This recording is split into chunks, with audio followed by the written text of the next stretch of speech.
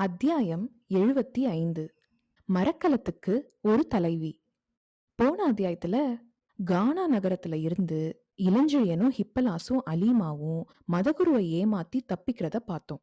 அதை தொடர்ந்து 3ஆம் நாள் இரவு நடந்த நிகழ்ச்சிகளை நினைச்சு குழம்பி இருந்த அலீமா இளஞ்செழியனை பார்த்து, மதகுருவை எப்படி ஏமாற்றினீர்கள்னு கேட்டதும், அதுக்கு மேல அவளை குழப்பத்துல வச்சிருக்க கூடாதுன்னு நினைச்ச இளஞ்செழியன் மெதுவா அவன் செஞ்ச ஏற்பாடுகளை அவளுக்கு விளக்கினான்.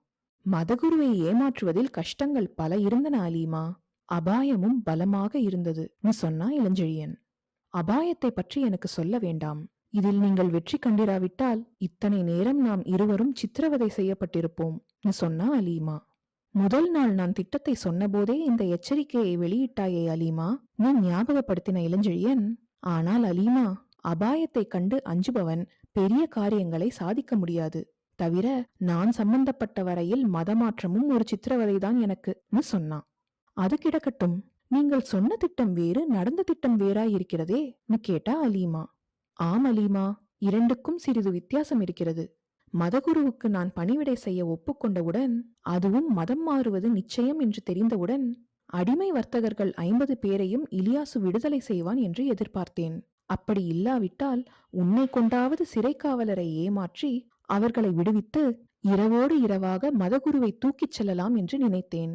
ஆனால் மதகுருவும் இலியாசுவும் என் விஷயத்தில் மிகுந்த எச்சரிக்கையுடன் இருந்ததை முதல் நாளே கவனித்தேன். என்னை எப்பொழுதும் காவலர் சூழ்ந்து வந்தார்கள். நீ மன்னன் மாளிகையிலிருந்து வெளியே செல்லும் சமயங்களில் தூரத்திலிருந்து இருவர் உன்னை தொடருவதை மாளிகை சாளரத்தின் மூலம் இருமுறை கண்டேன். மற்றொன்றும் கண்டேன். ஹிப்பலாசை மட்டும் யாரும் சட்டை செய்யவில்லை என்பதையும் கண்டேன். இலியாசு அவனை ஒரு பொருட்டாக கருதவில்லை என்பதையும், அவன் வெளியே எங்கு சென்றாலும் ஒற்றர்கள் கூட அவனை தொடராததையும் கவனித்தேன். ஆகையால் எதை செய்வதானாலும் உன்னை கொண்டு செய்வதில் பயனில்லை, ஹிப்பலாசை கொண்டுதான் செய்ய வேண்டும் என்ற முடிவுக்கு வந்தேன். அதையொட்டி திட்டத்தை மாற்றினேன் விளக்கினா இளஞ்செழியன். திட்டத்தை மாற்றிய தகவலை என்னிடம் சொல்லவில்லையே கேட்டா அலீமா. காரணமாகத்தான் சொல்லவில்லை அலீமா, உன்னுடைய ஒவ்வொரு நடவடிக்கையும் மன்னனின் ஒற்றர்களால் கவனிக்கப்பட்டது. ஆகவே உன் மூலமாக அவர்களுக்கு ஒரு திட்டத்தையும் ஹிப்பலாசிடம் ஒரு திட்டத்தையும் தெரியப்படுத்தினால் பொய் திட்டம் மன்னன் காதுக்கு போகும். அதை அவன் சரிக்கட்ட எத்தனிக்கையில் மற்றொரு திட்டம் நிறைவேறிவிடும் என்று முடிவு செய்தேன். வெற்றியின் ரகசியமே இவ்வளவுதான். ஒரு பாதி பொய், ஒரு பாதி உண்மை. பொய்யை நம்பி ஒருவன் செல்லும் போது உண்மை நிகழ்ந்து விடுகிறது சொன்னா இளஞ்செழியன். விளக்கிச் சொல்லுங்கள் கேட்டா அலீமா. கானாவின் துறைமுக கோட்டையிலிருந்து தப்ப வழி ஒன்றுதான். மதகுருவுக்கு ஏதாவது ஆபத்து நேர்ந்து அவர் நமது கையில் சிக்கினால் ஒழிய வேறு வழியில்லை என்பதை முதலிலேயே முடிவு செய்து கொண்டேன். ஆகையால் அமாவாசை இரவன்று மன்னனுக்கு உன்னை கொண்டு மது ஊட்டி மயங்கச் செய்து அவன் முத்திரை மோதிரத்தை பறித்து அதை காட்டி அடிமை வர்த்தகர்களை சிறை மீட்பதென்றும், அவர்களில் 10 பேரை மதகுரு மாளிகையை அடுத்துள்ள பாறைகளில் பதுங்க செய்வதென்றும், மற்றவரை மரக்கலத்துக்கு அனுப்பிவிடுவதென்றும் தீர்மானித்தேன்.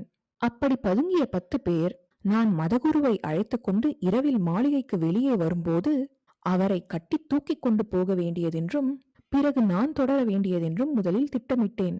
ஆனால் முதல் நாள் எத்தனை பணிவிடை செய்தும் மதகுருவின் பார்வை சந்தேக பார்வையாயிருந்ததையும், என்னை கண்காணிக்கவும் அவர் தனிப்பட்ட சீடர்களில் ஒருவனை ஏவியதை கண்டதும் திட்டத்தை மாற்றிவிட்டேன்.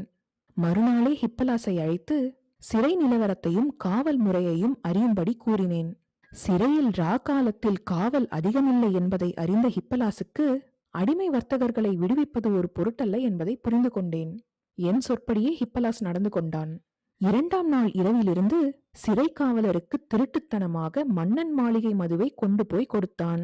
தான் மதம் மாறப்போவதை குறித்தும் பெருமையடித்துக் கொண்டான். மதமாற்ற பேச்சு அவர்கள் நினைவை குலைத்தது. ஆகவே அடிமை வர்த்தகர்கள் தப்புவது சுலபமாயிற்று.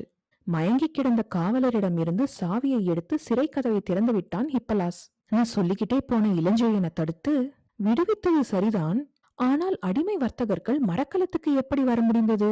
கானாவின் கோட்டை வாயிலில் காவல் பலமானதாயிற்றே கேட்டா அலீமா.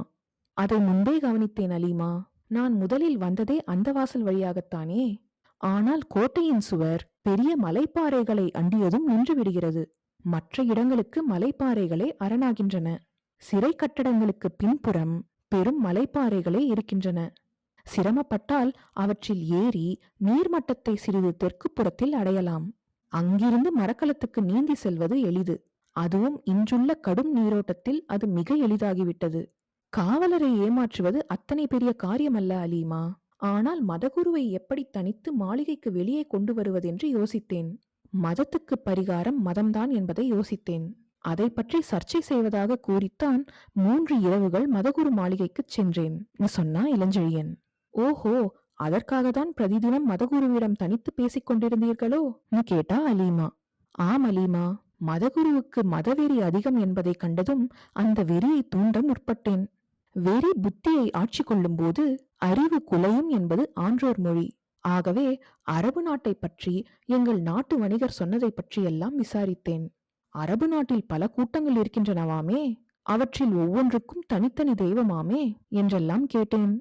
மழைக்கு பிளைட்ஸ் என்ற கடவுளும் காதலுக்கு உஸ்ஸா அத்தார் என்ற கடவுள்களும் உண்டென்பது உண்மையா என்றும் கேட்டேன். உண்மை என்று ஒப்புக்கொண்டார் மதகுரு.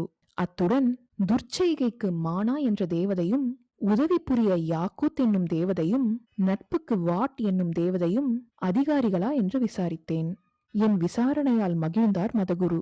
அத்தனையும் உண்மை என்று சொல்லி பெருமூச்சு விட்டார். மதத்தில் எனக்குள்ள ஆராய்ச்சியையும் இப்பேற்பட்ட சீடன் கிடைத்தது தனது அதிர்ஷ்டம் என்றும் பாராட்டினார். அத்துடன் அந்த தேவதைகள் உண்மை தெய்வங்கள் அல்லவென்றும், எகிப்து கலாச்சாரத்தின் சின்னமும் உலக மாதாவும் ஹோரஸ் என்ற தெய்வீக குழந்தையை கையில் ஏந்தியவளுமான ஐசிஸ் தேவியே உண்மை தெய்வம் என்றும் கூறினார். அவர் சொன்னதிலிருந்து பல விஷயங்களை உணர்ந்தேன். மற்ற கலாச்சாரங்கள் போலவே எகிப்தின் கலாச்சாரமும் அரபு நாட்டில் வேரூன்றி இருக்கிறதென்பதையும், ஐசிஸ் தேவியிடம் இலியாசுவுக்கு இணையற்ற நம்பிக்கை என்பதையும் புரிந்து கொண்டேன். ஆகவே அந்த பழைய நம்பிக்கைகளை கலந்து மதகுருவிடம் பேசினேன்.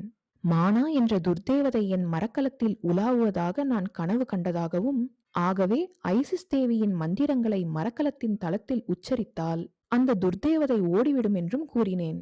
என்னை போன்ற கடலோடிகளை மதம் மாற்றுவதானாலும் எங்கள் கப்பல் மீது மாற்றுவதே எங்கள் நாட்டு பழக்கம் என்றேன். மற்ற காரணங்களுக்கு மசிவது போல் பாசாங்கு செய்த மதகுரு மானாவின் பெயரை கேட்டதும் உண்மையாகவே பயந்தார். ஐசிஸ் தேவியின் பெயரை உச்சரித்தால் அது ஓடிவிடும் என்று கூறி 3வது நாள் இரவில் என்னுடன் தனித்து புறப்பட்டார். யாராவது வீரர்களை அழைத்துக் கொள்ளுங்களேன் என்றேன். தேவையில்லை என்று சொன்ன மதகுரு கடை கண்ணால் என் முகத்தை கவனித்தார். நான் பெரிய தொல்லை விட்டது போல் முகத்தை வைத்துக் கொண்டேன். நீ கூறியது போல் அது நடிப்புதான் அலீமா. நான் உன்னையும் 10 காவலரையும் கடற்கரையில் கண்டதும் பயந்ததாக காட்டிக்கொண்டதும் நடிப்புதான். நடிப்பதை தவிர வேறு வழியும் இல்லை. என் திட்டத்தை குலைத்து விட்டதாக மதகுரு நினைக்க வேண்டும். அந்த நினைப்பின் தைரியத்தில் அசட்டையாக இருக்க வேண்டும் என்று தீர்மானித்தேன். உன்னை எப்போதும் மன்னரின் ஒற்றர்களும் மதகுருவின் ஒற்றர்களும் தொடருவதால் நீ அரண்மனையை அடையும் முன்பே சிறைப்பிடிக்கப்படுவாய் என்று எனக்கு தெரியும் சொல்லி அலீமாவை பார்த்தான் இளஞ்செழியன். இதையெல்லாம் கேட்டு இளஞ்செழியனை கோவமா பார்த்த அலீமா, ஒருவேளை என்னை வீரர்கள் சிறை செய்து கொட்டடியில் அடைத்திருந்தால் என்னை கானாவிலேயே விட்டு போய்விடத்தானே உத்தேசம் கேட்டா. அதுக்கு இளஞ்செழியன், வீரர்கள் சிறை செய்தாலும் உன்னை சிறையில் அடைக்க மாட்டார்கள் என்பது எனக்கு தெரியும் சொன்னான். எப்படி தெரியும் கேட்டா அலீமா. எனக்கும் மதகுருவுக்கும் இடையே மொழிபெயர்க்க மன்னன் உன்னைத்தானே நியமித்திருக்கிறான் சொன்னா இளஞ்செழியன். அப்படியானால் மதகுருவிடம் தனிமையில் பேசுகையில் என்ன செய்தீர்கள் கேட்டா அலீமா. தெய்வங்களின் பெயர்களை மட்டும் பெரிதாக உச்சரித்தேன். சிலவற்றுக்கு ஜாடை காட்டினேன். நான் எங்கள் நாட்டுக்கு வந்த அரபு வணிகர்களிடமிருந்து கற்ற மொழியையும் அரைகுறையாக பேசினேன் சொன்னா இளஞ்செழியன். முதல் நாள் ஏன் அப்படி பேசவில்லை என்று மதகுரு கேட்கவில்லையா கேட்டா அலீமா. கேட்டார். ஆனால் மொழி சரியாக தெரியாததால் பயமாய் இருந்ததென்று மன்னிப்பு கேட்டேன் சொன்னா இளஞ்செழியன். இளஞ்செழியன் சொன்னதையெல்லாம் கேட்டு ஏதோ ஆழ்ந்த யோசனைக்கு போன அலீமா, ஆமாம், மரக்கலம்தான் உங்கள் வசம் இருந்தது. அப்படி இருக்க தளத்தின் மீது மண்டியிட்டு மதகுருவிடம் சிற்றை பெறுவதற்காக எதற்காக உட்கார்ந்தீர்கள் கேட்டா. அவகாசம் தேவையா இருந்தது அலீமா சொன்னா இளஞ்செழியன். எதற்கு அவகாசம் கேட்டா அலீமா. அடிமை வர்த்தகர்கள் தப்பிய பிறகு அவர்களை துடுப்புகள் உள்ள அறையில் மூச்சு பேச்சில்லாமல் பதுங்கியிருக்கும்படியும், மதகுருவும் நானும் மற்றவர்களும் தளத்துக்கு வந்த பின்பு ஓசைப்படாமல் மெல்ல நங்கூரத்தை தண்ணீரிலிருந்து மேலிழுத்து விடும்படியும் கூறினேன். கடலில் நீர்வேகம் அதிகம் இருந்ததால் துடுப்புகளை துழாவ வேண்டியதில்லை என்றும் ஹிப்பலாசிடம் சொல்லியிருந்தேன் சொன்னா இளஞ்செழியன். உங்கள் திட்டம் தவறி இருந்தால், மதகுரு உங்கள் வலையில் விழாமல் இருந்திருந்தால் மரக்கலத்துக்கு வர மறுத்திருந்தால் கேட்டா அலீமா. மரக்கலத்தை நடத்தி சென்று முடிந்தால் தமிழகம் சேருமாறு ஹிப்பலாசுக்கு உத்தரவிட்டிருந்தேன் சொன்னா இளஞ்செழியன். இப்படி அலீமா கிட்ட எல்லா விவரங்களையும் சொல்லிட்டு அங்க இருந்து வெளியில போக எழுந்தான் இளஞ்செழியன். உடனே எங்க போகிறீர்கள் கேட்டா அலீமா. மேற்கொண்டு ஏற்பாடுகளை செய்ய. விடிய அரை ஜாமமே இருக்கிறது. விடிவதற்குள் மதகுருவை கரையில் இறக்கிவிட வேண்டும். இன்னும் அரை காதம் சென்றதும் கானாவின் தெற்கு ஓரத்தில் இருக்கும் பாறைகளுக்கருகில் கரையை அடைய ஒரு படகை கொடுத்து குருவையும் வீரர்களையும் அனுப்பிவிடுகிறேன். பிறகு துடுப்புகளை கொண்டு இந்த சிவப்பு கடலுக்கு குறுக்கே மேற்கில் மரக்கலத்தை செலுத்த வேண்டும். காற்று வசதியாய் இருந்தால் பாயையும் விரிக்க வேண்டும் சொன்னா இளஞ்செழியன். இளஞ்செழியனோட திட்டங்கள் தெளிவா இருந்ததை பார்த்த அலீமா அவனோட அறிவை நினைச்சு பெருமைப்பட்டா. கொஞ்ச நேரத்துல மதகுருவுக்கும் அவரோட வீரர்களுக்கும் ஒரு படகு கொடுத்து அவங்கள கரைக்கு போக அனுமதிச்ச இளஞ்செழியன் ஹிப்பலாச கூப்பிட்டு அடிமை வர்த்தகர்களை கப்பலோட தளத்துக்கு கூட்டிட்டு வர உத்தரவு போட்டான். அடிமை வர்த்தகர்கள் எல்லாரும் தளத்துல கூடினதும், என்னை நீங்கள் அடிமையாக விற்க நினைத்தீர்கள். உங்களை அடிமை தலையிலிருந்தும் இலியாசுவின் சித்திரவதையிலிருந்தும் மீட்டிருக்கிறேன். என்னிடம் பணிபுரிய இஷ்டப்பட்டால் இந்த மரக்கலத்தில் அலுவல் புரியலாம். இல்லையேல் உங்களை அட்டூலிஸ் துறைமுகத்தில் இறக்கிவிடுகிறேன். பிறகு நீங்கள் எங்கு வேண்டுமானாலும் போகலாம். கப்பலை செலுத்த புது மாலுமிகளையும் பணத்தையும் சம்பாதிக்க வழி எனக்கு தெரியும். என்ன சொல்கிறீர்கள் கேட்டான் இளஞ்செழியன்.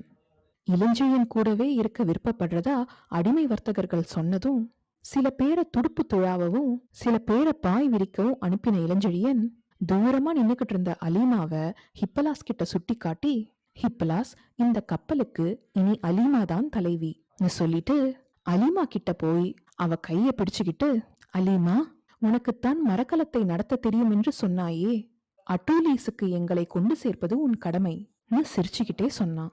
அதை கேட்டு சந்தோஷப்பட்ட அலீமா, மரக்கலத்தின் இடது பக்கத்து துடுப்புகளை மட்டும் துழாவுங்கள். யாரங்கே? சுக்கானை வலது பக்கம் திருப்பு. பாய்களை அத்தனை தூரம் விசிற வேண்டாம் கடகடன்னு உத்தரவுகளை போட்டா. அவளோட உத்தரவுப்படியே அடிமை வர்த்தகர்களும் நடந்துகிட்டாங்க. மரக்கலம் திடமாவும் வேகமாவும் வடமேற்கு பக்கமா ஓடிச்சு. அடுத்து நடக்க போறது என்னன்றத அடுத்த அத்தியாயத்துல பார்க்கலாம்.